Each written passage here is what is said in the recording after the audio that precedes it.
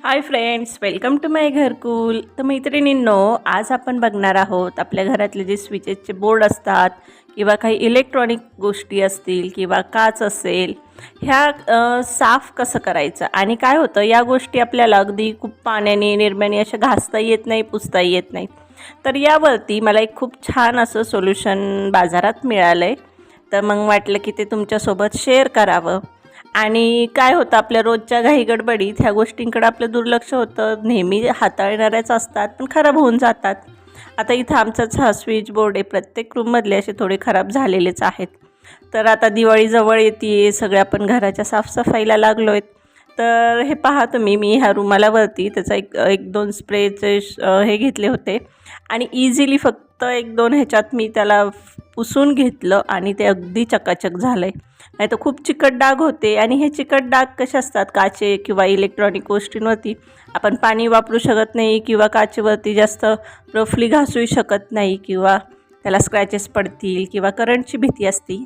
तरी मी आत्ता लाईटचा आमचा मेन स्विच बंद केला आहे, कारण कुठल्याही अशा इलेक्ट्रॉनिकच्या गोष्टी तुम्ही क्लीन करताना ही खबरदारी जरूर घ्या की आपलं जे घरातली मेन स्विच असतो तो बंद करा आणि त्यानंतरच अशा गोष्टी तुम्ही क्लीन करा.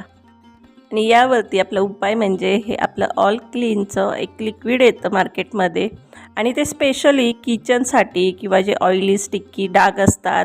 आता यावरती त्यांनी मेन्शनही केलं आहे की जे आपली घरातला एक्झॉस्ट फॅन असेल, चिमणी असेल किंवा ओव्हन किंवा आपली जी शेगडी असेल, या गोष्टी कशा आहेत, खूप तेलकट होतात. जरी आपण रोज वरच्यावर पुसलं तरी त्याची डीप क्लिनिंग करताना आपल्याला कळतं. त्यामुळं हे त्यासाठी इतकं इफेक्टिव्ह आहेत. आणि वरती त्यांनी बरेचसे असे ऑप्शन दिलेत. स्प्रे मारू शकता, ऑन ऑफचं आहे, गोल फिरवत आपल्याला ह्याचे फंक्शन सुरू करायचे किंवा तुम्ही जास्त हे असेल तर स्ट्रेननी त्याचं करू शकता. आणि अगदी मैत्रिणींनो, अर्धा लिटरची बॉटल 125 रुपयाला येते आणि दीड वर्ष जाती.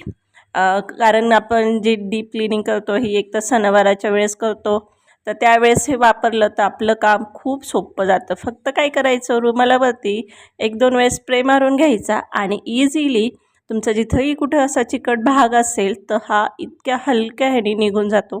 इथं कुठंच तुम्हाला स्क्रब किंवा तारेची घासणी किंवा काही असं खरडत बसावं लागत नाही. आता चिमणी असेल किंवा एक्झॉस्ट फॅन असेल तो खूपच खराब होतो.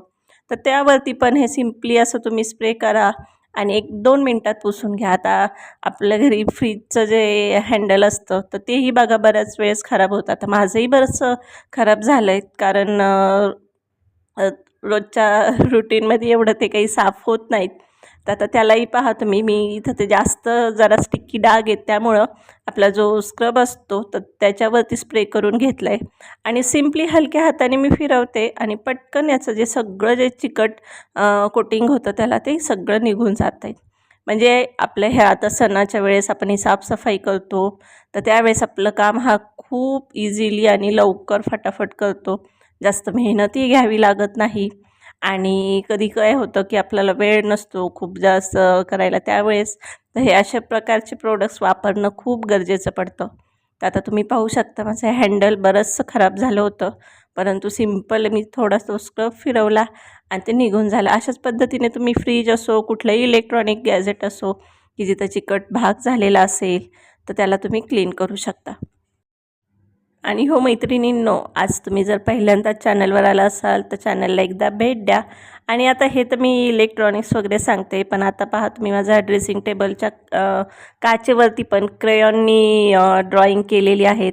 आणि हे खूप नॉर्मल आहे, प्रत्येक घरात लहान मुलं असतील तर तुमच्या भिंती किंवा असं खिडक्या म्हणा किंवा काचेवरती ह्या गोष्टी होणारच आणि त्या आपण थांबवू शकत नाहीत. त्यामुळं आता काचेवरती तर कसं आहे, खूप आपण रफली काही क्लीन करू शकत नाहीत, म्हणून हे सोल्युशन घ्यायचं आणि सिम्पली पुसायचं. पहा तुम्ही, इतका क्रेयॉनचा तो डार्क तिने ड्रॉइंग केलेली होती, पण ती इझिली निघून गेली आहेत. फक्त एकदाच मी कापड फिरवलं. आणि त्याचबरोबर हे जे हँडल्स असतात किंवा आपण टिकली लावतो तर त्याचे जे चिकट डाग असतात तर ते पटकन साफ होऊन जातात. तर साफसफाईसाठी तुम्ही अशा पद्धतीचं कुठलंही सोल्युशन तुम्ही वापरू शकता.